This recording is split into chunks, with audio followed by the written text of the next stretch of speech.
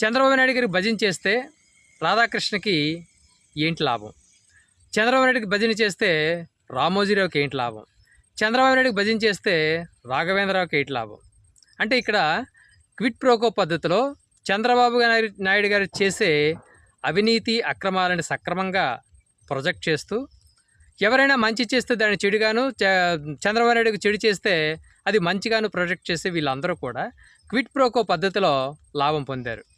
రామోజీరావు గారేమో రామోజీ ఫిలిం సిటీలో కొన్ని వేల ఎకరాలు, అలాగే రామోజీ సిటీకి వెళ్ళడానికి ఒక ఫ్లైఓవర్ బ్రిడ్జిని గవర్నమెంట్ సొమ్ముతో ప్రవేశపెట్టారు చంద్రబాబు నాయుడు గారు.